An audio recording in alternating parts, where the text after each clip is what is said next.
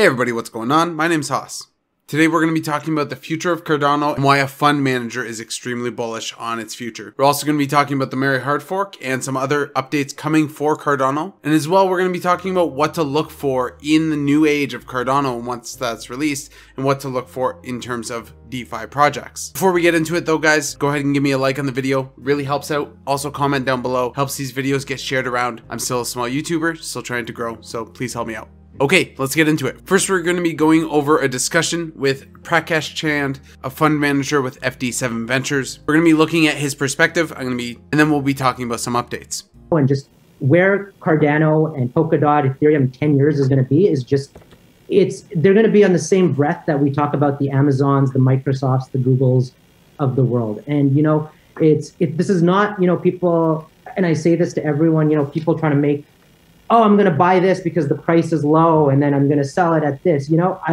I'm anti that all the time. I'm more of a guy that, this is a great project, invest in the project and, hold this for the long term because these are world-changing products that aren't just going to be a means of currency exchange like Bitcoin is, or a means of value exchange. These are going to be actual projects that we see disrupt from finance to education to you name it. And I think this is important because we are seeing a revolutionary change in everything. Realistically, education, finance, the whole thing. What Cardano, DOT, and other blockchain projects are specifically building are literally the future of everything. We see this with the initiatives that Cardano is undertaking, and as well, we know that Cardano has a peer-reviewed process, so we know that the integrity is there to make sure that it is working the best for the users of the system, which is the whole purpose. Again, as a reminder, Cardano is about 88, almost 89% decentralized. We're almost to the point where the blocks are just being formed by the staking pools. Right, and when I look at projects like Cardano, I look at Polkadot, I look at Ethereum, right? The founders, have a track record. They've built something already. And I would not bet against them. It's just like I would never bet against Tom Brady or LeBron James. Any of these guys, they know how to win over and over again. I mean, it's the same way with, an Elon Musk. Would you bet against Elon? No. So that's kind of the way I put these guys at the same level as these other very successful guys. And I think, again, we're very early in this. So, when people, come up to me and say, oh, am I too late to the party? Am I this? I'm like, the party hasn't even started yet. I think the one big thing to highlight here is that we are extremely early to all of this, everything. If you look at even how Uniswap blew up in DeFi in the initial phases, we're talking about a very small population, very, very small population of the world that was even involved in something like that. And we saw the incredible amount of value that popped up. We're going to see an immense amount of value over the next 5 to 10 years. So really, if you're here and you're thinking, I want to get rich by the end of this bull run, maybe that won't happen.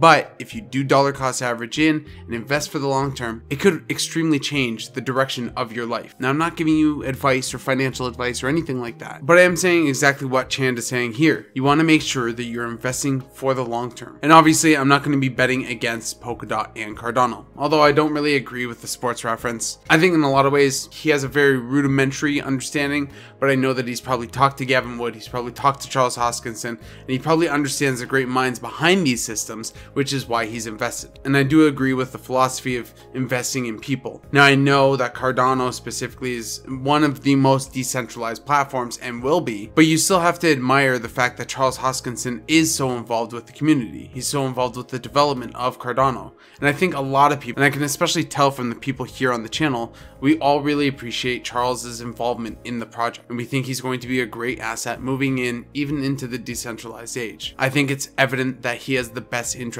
in mind for the system and for the people that use the system. And I think some people just recognize that often when you become rich, you don't need to scam a bunch of people. You can just provide an immense amount of value and the universe pays you back. I know that sounds a little spiritual, willy wonky, but just consider how much value Charles has put into the ecosystem. Might not have been a monetary value, but just the immense effort and dedication he put into the project obviously shows, and that should be representative in the value that he's earned from the project. Before we move into what we should be watching out for, moving into the DeFi era of Cardano, let's go ahead and hear from Charles really quick and understand exactly where we are on the whole pathway here and where we are going to go. She was married to Percy Shelley, whom the Shelley release was named after. So the Mary hard fork is now complete. We are now 2 down, 1 to go. Metadata was the first. Assets are now. And this month, I have no doubt we will see hundreds of assets, most worthless, some very prominent, who knows, launched on the Cardano network. And then in coming months, many more to come. You can now go from one asset to multi-asset, native asset standard. It's an amazing technological marvel. It's a great achievement. It's a foundation to build upon. And over time, with Babel transactions and programmability that's coming with the third hard fork and subsequent HFC events, it will make us, in my view, the best platform for things like stablecoins, DeFi, and of course, security tokens. And that's just a brief stop on the roadmap, and a mild one. Many more to come as we continue this journey and we keep pushing forward. But every time we take that moment of reflection on the sojourn behind us and the grand journey ahead, I always like to thank everybody for the hard work that they put in. This was nothing short of a technological marvel. We had the hard fork celebration call. We were all in it. It happens, and our people ask, that's it? It's very anticlimactic. You know, hard forks are supposed to be very stressful, sweat-covered, extremely tenuous events where you're like, oh God, what do we do? Instead, with the hard fork combinator and how we've designed things and how the system updates itself, the hard work is put in up front. You don't really sweat these types of events. They just happen, and then suddenly you have lots of magical new features. And that's exactly what occurred today. And it made me so proud. It is a truly remarkable thing. A friend of mine and colleague gave me a gift. It is a Gordon MacPhail 1983 bottle of whiskey, single malt Scotch whiskey, private collection. Nothing like a 38-year-old bottle of something to get the job done. I am so incredibly excited to open this, and I'm going to open it on Alonzo, the very next hard fork that we have. Thank God it's a wet year, because that's when we finish Goguen, at least the first version of it. And we have Plutus support, and it's going to truly come alive and be magical. This month also, we're going to have the D=0 event. That's going to be a lot of fun. At that point, 100% of the blocks will be made by the stake pool operators. And alongside the Alonzo era, full peer-to-peer will come. We'll probably have the P2P testnet out, and we'll be inviting the SPOs and other pioneers to beat the hell out of it to make sure that all the configurations are right, given that this is a $40 billion network. It's still unbelievable to say that, but a $40 billion plus network. It's probably good to make sure that one works well, because that thing can actually break the network if you do it wrong. So USPOs are going to have a lot of fun with Sam and the rest of the gang running test scenario after test scenario, making sure that peer-to-peer looks exactly the way that we thought it was going to look in the lab. And of course, a fully decentralized in network and in block production, and a full smart contract engine by likely the end of Q2 of this year. Like I said earlier, I think everyone can appreciate how hard Charles has worked for this system and for the community that's come around it. And I feel that probably a lot of people are here just for the gains and just for the money. And I understand that. But the reality is a lot of us probably came here for the profit and then realized exactly what we're invested in. And while I'm really dedicated in some other projects, and you guys know some of those projects that I'm dedicated into, I think if I had to rate one in terms of the rank of integrity, I would probably give Cardano a #1. And that for me comes down to a lot of factors. One big thing being the peer-reviewed process, and the other big thing is knowing that it has a creator like Charles Hoskinson. So obviously Charles has touched on a couple of projects that you should look out for in the next little while. And obviously we're going to see a lot of multi-assets coming on the Cardano system, and not all of them are going to be great. Scams can come on any network. It doesn't matter which one. So you still have to be aware that not everything that you invest into is going to be that gem.